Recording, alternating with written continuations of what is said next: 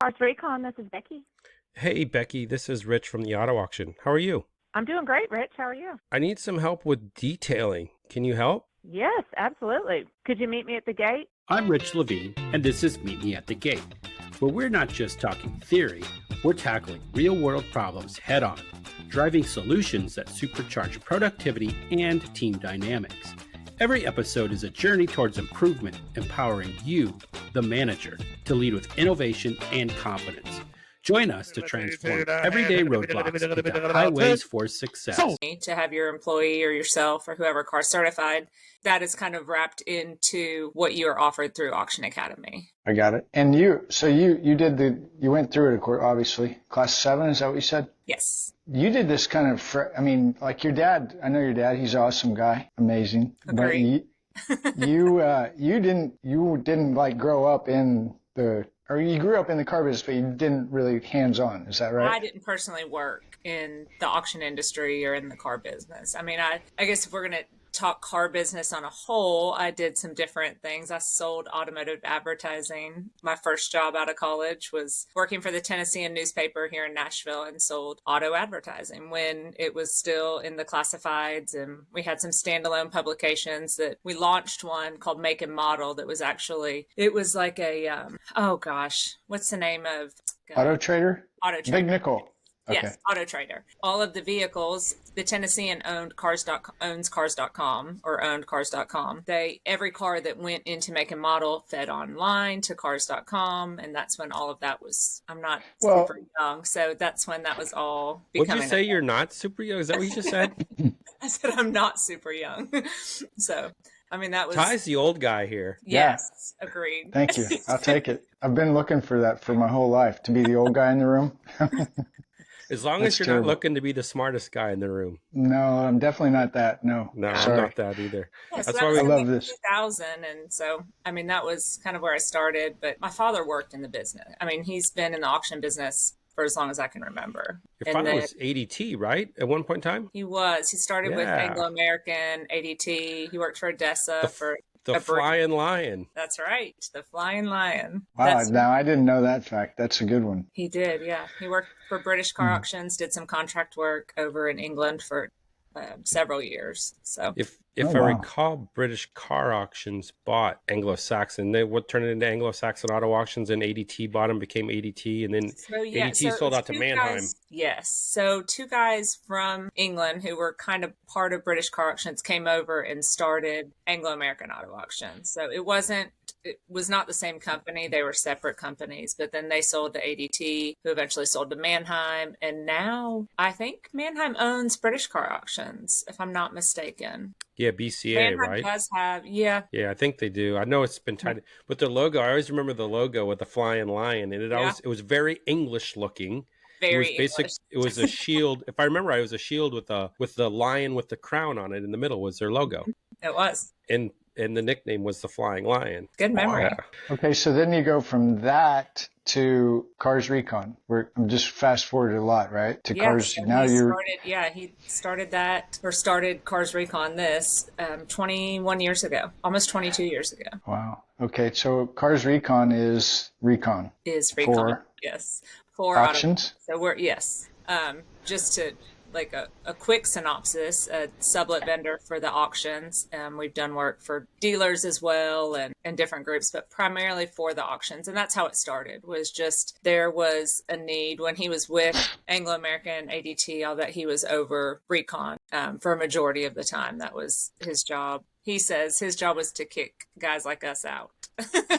So it's everything comes around. But no, he saw a real need for it and saw that that's just not what the auctions needed to be focusing on. So the auctions are in the business of selling cars, and there's a lot that goes into Recon, and he just saw a need for that to be a service to the auctions. So that was kind of how it was born, and he started with one location and just kind of grew it from there.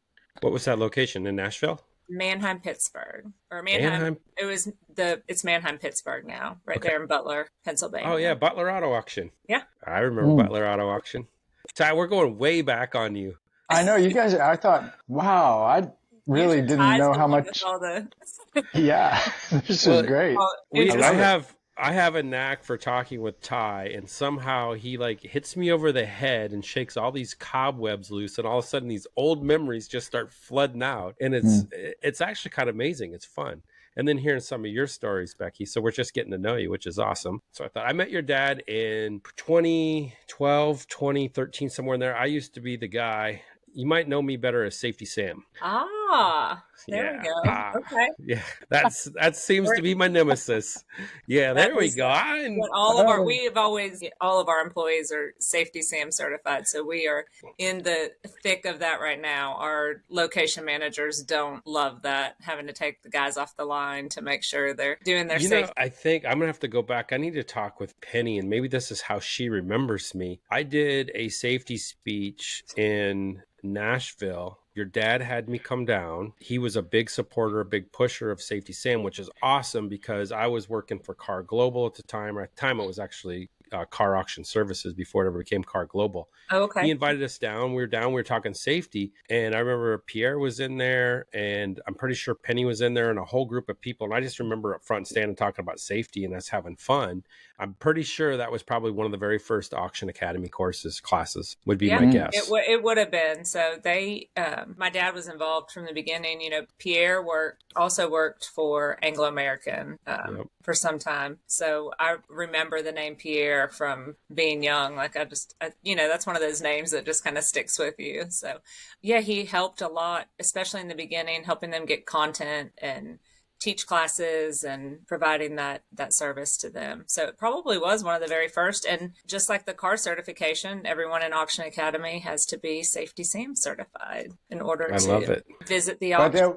It sounds like it's a pain because you got to take the guys off the line to go do it. Yeah, for us, it's super important. Safety's extremely important to us, and especially when you're operating these shops on someone else's property, right? I mean, we hold insurance and all of that, but we've committed to these auctions to keep everything in our shops up to par safety wise, and we have a commitment to the guys that work for us, and guys and gals that is, and their families, to make sure everybody stays safe. So we do safety meetings weekly. We have different safety topics, but every year we make sure that everyone continues to do their Safety SAM certification. But our location managers, yes. I mean, they've got a lot of pressure on them from all sides, from us, for safety, for keeping their labor in check and all the things. So when they have to take guys off the line to go sit at a computer for an hour to do a safety course when they're already having safety meetings every week, they don't always. Yeah. Not that they well, and you probably have cars piling up too. Just different pressures, yeah. I mean, you got a couple things going on. So let's just fast forward and say we can do safety based off of stats. So for every adverse action, every 300,000 adverse actions, you're going to have an accident. It's going to happen. It's statistically proven. So if you don't do the safety stuff and you don't teach these people how to go through Safety SAM, what happens when that employee gets hurt? Now you've got costs. Now you've got an employee down. You thought you had cars stacked up before. Now you really got cars stacked up because when you lose somebody in a shop, that's a physical job, and it's not like you just can't go find somebody to replace and do that. It's not only is it physical, but it's a skill. So you're really I got a question. Give me a couple of examples of what could go wrong in a detail shop. Is that okay to call it a detail shop? Absolutely. Okay, I'll give you the number. I'll give you the number one. I'll give you the number one thing that's going to happen based off of stats at any auction. Doesn't matter where it's at, but it'll happen in the detail shop too. It's a slip, trip, and fall. You get the overspray from the tire shine or from any of the plastic, or you're cleaning it. I'm not sure what Becky's using. It's probably a water-based chemical, but that hits the concrete floor. You have on a rubber-soled shoe. That rubber on top of the silicone, on top of the concrete, and your leg goes out from under you, and bam, now you're down. You broke an elbow, you broke a wrist, you hit your head. Who knows what happened? That's the number one accident. Yeah, we have that. We have pressure washers will get out of thing. Those will cut you. Those will, Well, the buffer machines. Well, let's talk about the pressure washers because there's one right there. They have a safety air release valve on them so that they'll only hold so many pounds of pressure. And a lot of people like to take those off or cover them up because now it shoots more pressure into the car. So it blows the air out, blows it out faster, a faster stream, gets all the debris out of the cracks. Well, now what's that do though? It makes it a stronger stream. It has more pressure. That's how you lose an eyeball. It's how you cut your finger, like she just said. There's a safety device on there for a reason. Cut him right above the eye. So it missed his eye, thankfully, but I mean, it can happen. It happens quick. Yeah, it Oh, happens. that's nuts. Jumping cars. We tell everybody to wear safety goggles when you're jumping a car. Why?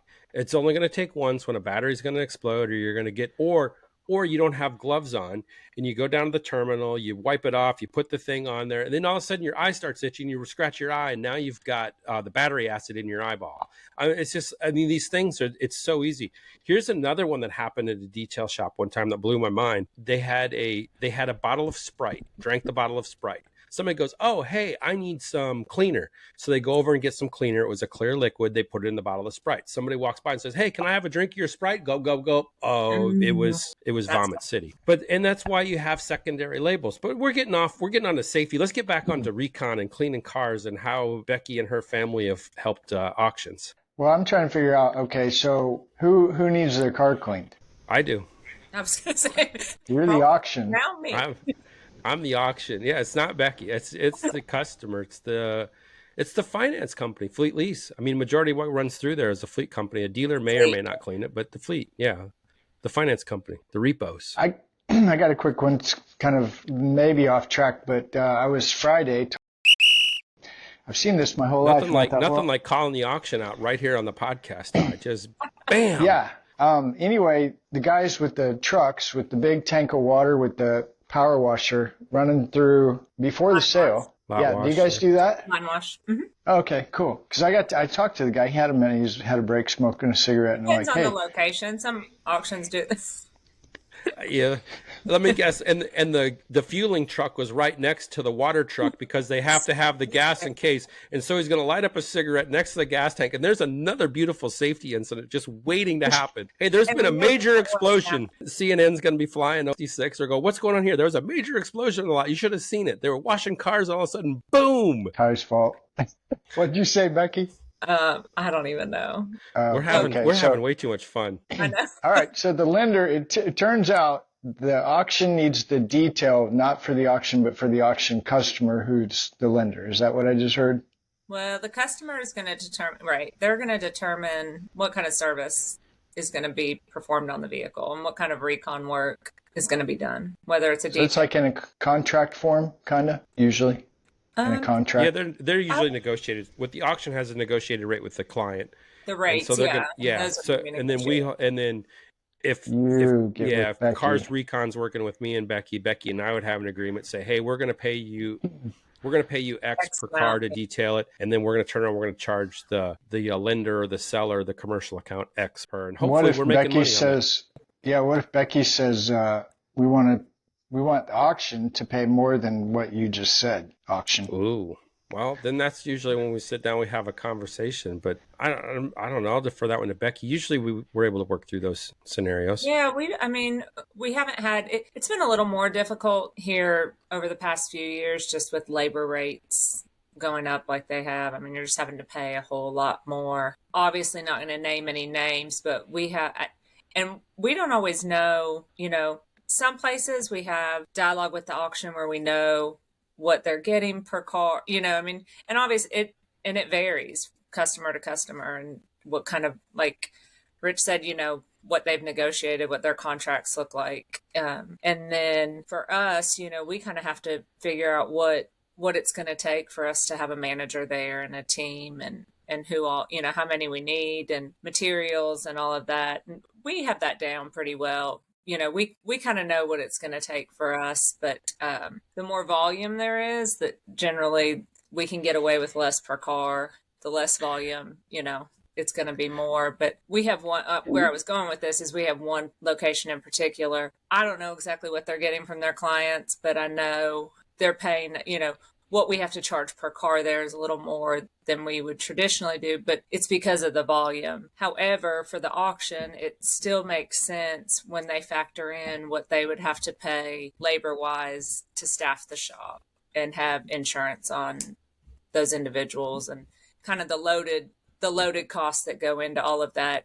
And, when they were operating it themselves, they were paying that whole staff to be there 40 hours a week, whether they were washing cars or not. There was a lot of time they were paying people just to stand around, where they're only paying us for the cars that are being done, and we kind of work our schedule around the way that fits best. Right. So that brings up to me a really interesting conversation because of the volume. So I can relate to this from transportation experience. I got the dealer, he calls, hey, how much do you charge for cars from Kansas City to Joplin?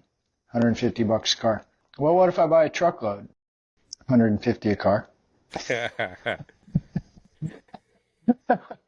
Well, what if I buy 2 truckloads? $150 a car. So this brings up an interesting dynamic that I'd love to share. Let's take an employee at an auction. Let's say a manager, and the manager's doing really, really well. And the manager continues to do well, and they're performing for you. They're bringing more sales. They're doing whatever they're doing well. And so what do you usually do? You give them a raise, right? Okay, now let's look at the other side of it. And your scenario is perfect, Ty. Oh, I got more cars for you, so I need to go down less. So let me get this right. So if I'm doing well as an employee, I'm going to get a raise, right? Thumbs up, going to get a raise. If I'm doing well as a vendor and I'm getting you a lot of money, you're going to pay me less because I'm doing better? Like, where is the logic here? It's like, come on, I'm kicking butt for you. Pay me. I'm kicking butt. I'm fighting for you, Becky. If you're doing well, you should be rewarded. Well, and we've just had to, we've had to really look at that kind of just like you said. I mean, we pride ourselves on doing a really good job. We've got teams that really perform well and managers that are held to high standards and they hold their team to high standards. And so, it's just kind of one of those things like we're going to make sure the cars are done. They're done right.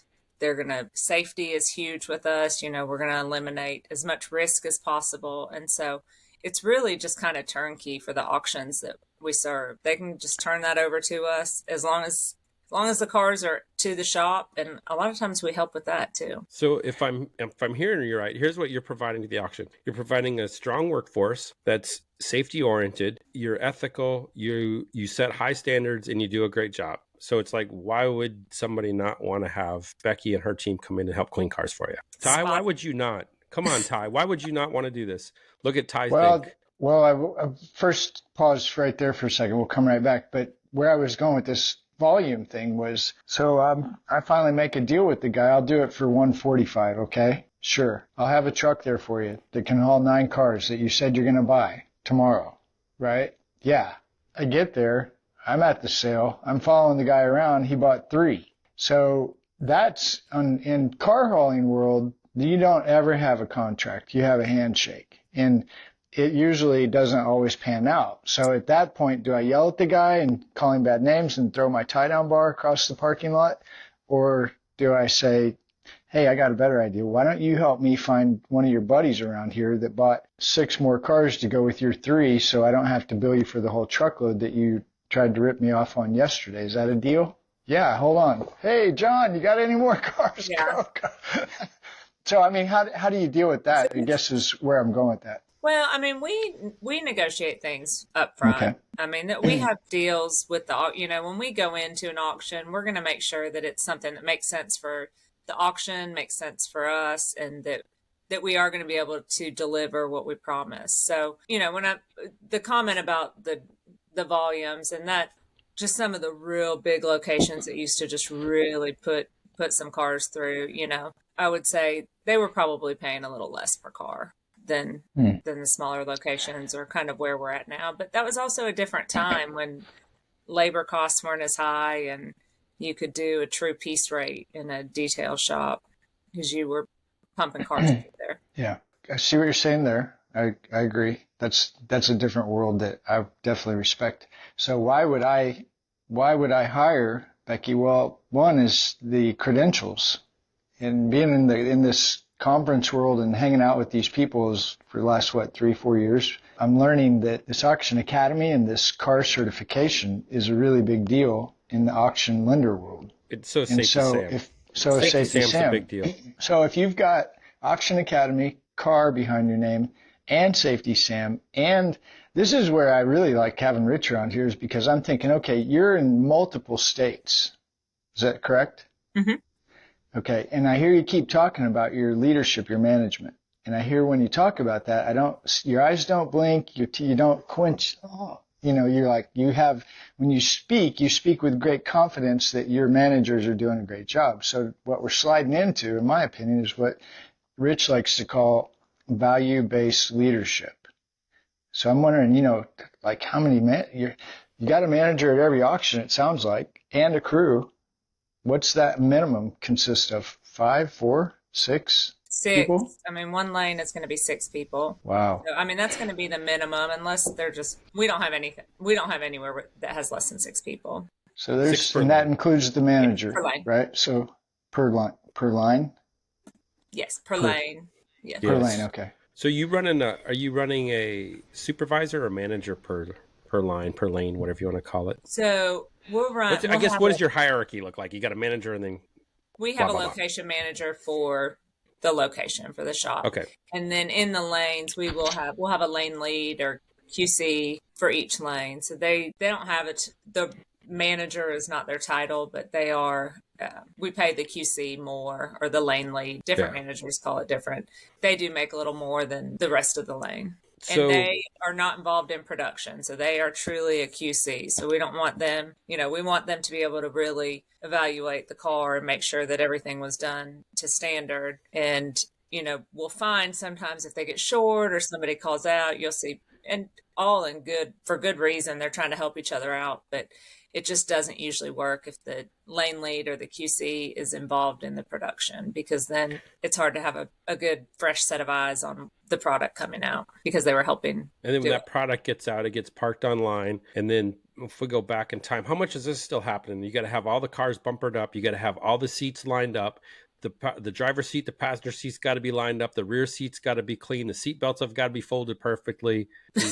Are you still experiencing that, Becky? Is this still going on in a little 2020? bit? Yeah, I mean, probably not Not as like much. it used to, right? No. Oh, goodness. I mean, the way the cars that are coming in are in a little different shape than it's a different environment. I think COVID helped with some of this stuff, but oh golly, I remember going back. Let's go back to the early 2000s. And if the seats weren't all lined up perfectly and you had to stand at one end of the sale line and look all the way down through the windows. And if all the seats weren't lined up on cars 1 through 100, oh boy. It was do-over. I saw a speck of dust on the windshield on car number 2. Please remove the detail. Let's go to car 3. Oh, car 3.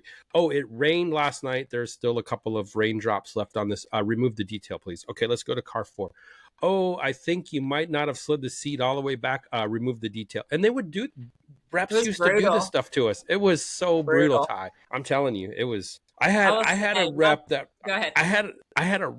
brought a cane and strapped on an RV mirror to the cane. And he would walk up to every car underneath the driver's side door, put it on the ground, shine a flashlight into it, and look up underneath. Nope, I see dirt underneath. Remove the detail. I'm like, last time I checked, I don't see any dealers laying on the floor in lane 1, 2, 3, 4, 5, 6, 7, 8, 9, 10, 11, or 12 to actually inspect the undercarriage to see if that was really cleaned. Good oh my gracious. Goodness, those are the days. Those are the days. Those were the days. I was going to say, Wow. I hear lots of stories about my brother is no longer part of the business, but he helped my dad from the beginning and worked with him for a long time. And boy, he's got some stories about reps and people he walked with, and you'd have to know him. He's one of those guys that is just off the cuff. Ty, you'd get along with him great. But he, just some of the stories and things that he would say to reps to kind of get around, I mean, they found something in a car one time and I think he was like, all right, who won the bet? Put that there, betting you'd find right. it. Just, but yeah, they used to be pretty brutal. And that's talking about walking the cars with the reps and that's another thing we train our managers to do and that our location managers really take pride in, and we want them involved in that process because it matters. And so they walk the cars before the reps get there. They usually, as long as the auction's good with it and the rep is good with it, they'll walk with the reps, and so just gets them really involved in the whole process and helps them to really take pride in what they're doing and their team is doing, and so accountability. If you were cleaning cars at my auction, here's what it would look like. Your manager, your site manager, would be involved in every manager meeting along with my managers. They would also, your employees would be invited to come to our weekly all-employee, we call it coffee talk meeting, every Friday at 9 o'clock. It lasts 20 minutes. I would invite every one of them, and your team would be working alongside my team. And I would work with my team to make sure they understood that your team is part of this deal. And the main reason being why is if we don't have you here to clean the cars, who's going to do it? It's a team effort. It's got to go through the shop. It's got to get there. And I've unfortunately I've been around some auctions. I've worked with other people that's like, oh, they're sublet. Just leave them alone. Don't go get them. Well, what does that do? That just creates creates division. It creates division. Exactly. Yeah. And I'll tell you, we have it both ways, and not unlike Ty. I'm not going to name names. Don't drop any names. No, but we have it both ways, and the way that you explained it is truly the best way. And what we tell our employees, whether the auction operates that way or not, is we want them to, we call it, be the fabric of the auction. We want them to feel like, and we have some places our employees really don't know who.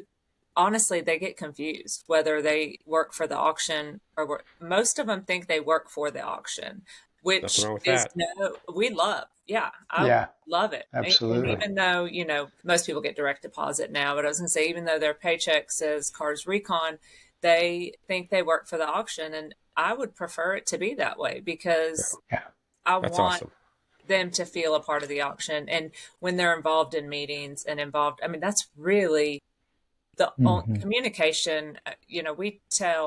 We have a meeting every morning with all of our location managers, just kind of a check-in, get some number. The numbers don't really matter. We can look at the numbers before they tell them to us. That's really just kind of accountability thing, but want to see if there's any problems they have, anything from the day before, if they're short-staffed, if they're going to need any kind of support that week, or just every morning, because we're not all in one place. It's essential that we do that and check in and have that. When we do that, and talking to the ones that have this relationship with the auction, like you spoke of, Rich, everything works better. We say 99% of any problems that come up can be solved through communication, through good communication. And so having that communication, having those meetings, operations meetings, and making them a part of that really just helps. Everything's just got to run smooth. Everyone's working up to the next auction day, and then we reset and we're back at it again. So I got two things that popped in my mind. Let's see if I can remember both. Number one, I'm gonna throw a challenge out, and we're not gonna call you out, but if you're an auction and you're struggling, and it doesn't have to be with Becky, and it doesn't have to be with Cars Recon, it could be with a sublet vendor. If you're a general manager or a manager in an auction and you've got sublet vendors in there and you're not inviting them in and you need help, call me up. Hit me up on LinkedIn, Rich Levine on LinkedIn. Email me at rich@dignity-leadership.com. I will help you out, because number one, you've got to get along. You've got to make it happen. Number two, every problem we have at the auction, every problem we have in life comes down to one thing. It's communication. Communication is a two-way street. And the power of communication lies in the listener. If I'm talking and you're not listening, there is no communication. So if you're a general manager or a manager in an auction and you've got a sublet vendor and you're telling them, going blah, blah, blah, blah, blah, blah, and they're hearing, because you sound like Charlie Brown's teacher, you don't have communication. You can tell them all day long what you want done, but if you're not inviting them into your circle and creating a community and doing the value-based leadership, you're not going to get the best clean cars. You could have Becky's best team there, but you're not going to get the best out of them if you don't treat them like the best. So I'm calling people out. I'll help you. And we can I think get there.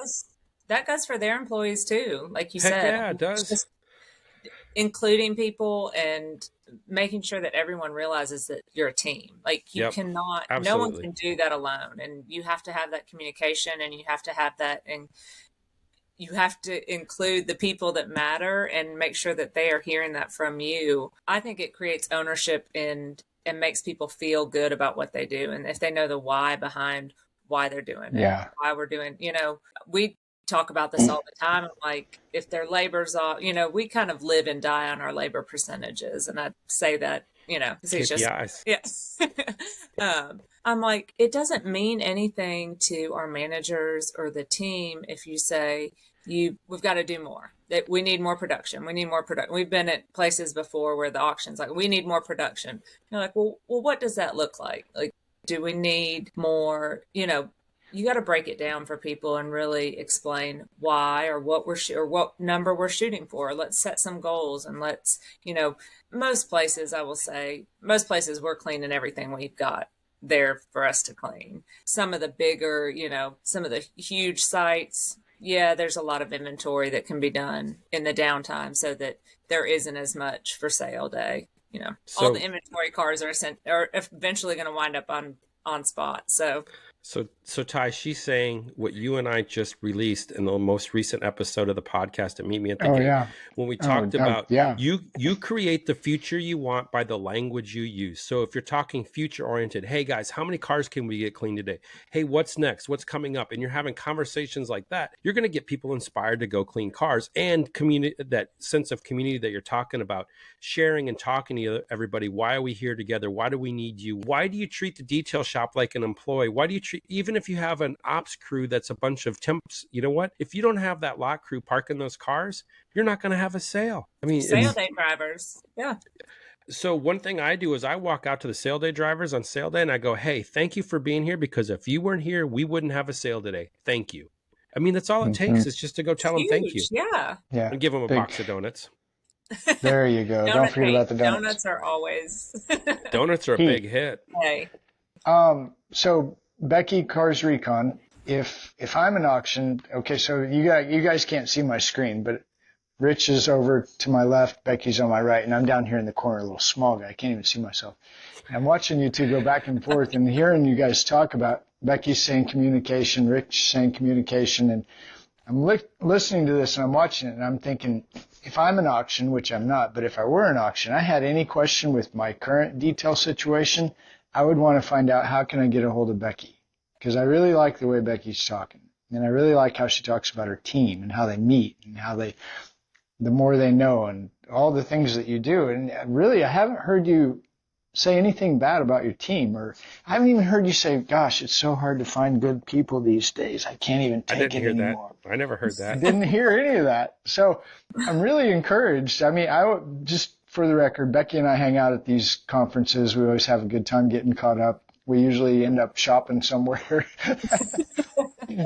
skipping a meeting or whatever it is we're doing. But I just have always enjoyed, playing hooky? Well, I've skipped one. I will admit it. Every once in a while. Every once in a while. Becky, Cars Recon. So how does everybody get a hold of you? Because I think this is going to take off. I really do. I love the way you're talking. Well, thanks. Not that it hasn't already taken off, but we're gonna put wings on this bad boy. Yeah, turbo. For sure. I mean, I can always be reached. LinkedIn, you can find me, Becky Anderson. My email's on there. My phone number might be on there. I'm not positive. We might go to LinkedIn. Get her on LinkedIn. LinkedIn. All the information is there. We have a website. To be fair, it probably needs to be revamped, and I am probably one of the. I feel like I use LinkedIn for a lot of stuff now, and I just don't go to those websites very often. And go to LinkedIn. So the other day, I was looking at ours, and I was like, "Oh, I probably haven't paid attention to this like I should have." But LinkedIn is really yes. Go to LinkedIn. Here's what I have to say. If your website it looks cleaner than the cars you put out, you're in the wrong industry. So who cares what your website looks like? Right. If you want to talk to Becky, go hit her up on LinkedIn. If you don't know Becky, you're connected to me, reach out to me on LinkedIn. If you're connected to Ty and don't know Becky, reach out to Ty. But either one of us are more than happy to broker a deal. We're not going to charge you. It's free of charge. We want you to have clean cars. We want Becky to clean your cars for you. I don't know. Just get a hold of us. We're going to help you out. We will help you out. That's right. That's been my biggest call to action ever. I'm not hiding, so we're easy. Well, you're not hiding. And as a matter of fact, I think, I'm not sure if it's official yet, but I think you might end up being at Houston Auto Auction E-Block on March 12th, maybe. Yes, quite possibly. Sweet. It is this close to official, but it is. Yeah. I will be there. Well, if you can't, you're sending somebody, maybe. Well, the reason I'm excited about it. I was going to say, I will, if we can make it happen, I will certainly be there. I plan to be there. If I'm not, I will have representation. You could always come back another day, but I was hoping to see you there because I'm selfish. And one, I like to hang out with you, but two, I like to see what you see. You know what I mean? So as you walk through, you look at this and you explain what this means to you in your world. I always love different perspectives of an auction. sure. It's amazing. So Likewise. hopefully we'll I see love it. visiting auctions. I would say that was probably the thing I loved most about Auction Academy is I think we all get, they say people get used to the auction they're at and they work at, and I have the advantage of seeing a lot of different ones, but you still kind of get used to the ones that we're at and the ones that we're used to. And every auction is so unique, and I just think it's really cool to see the different auctions, whether the size or how their management team handles things and just the flow, all of it. Sorry, I know we're about wrapping it up here, but Rich and I were talking about the vibe. You can walk into an auction and you can feel a vibe. Most certainly.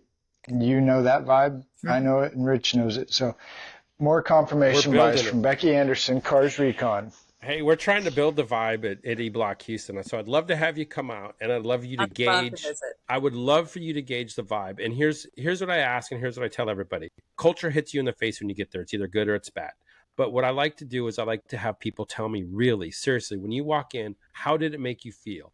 And don't bullshit me. Just tell me exactly how it feels. Because if you always tell me it's good, I'm going to continue doing what I'm always doing, and I'm never going to change. You're going to expect different results, and you're going to go insane in the process. I want honest feedback. I don't care what it is.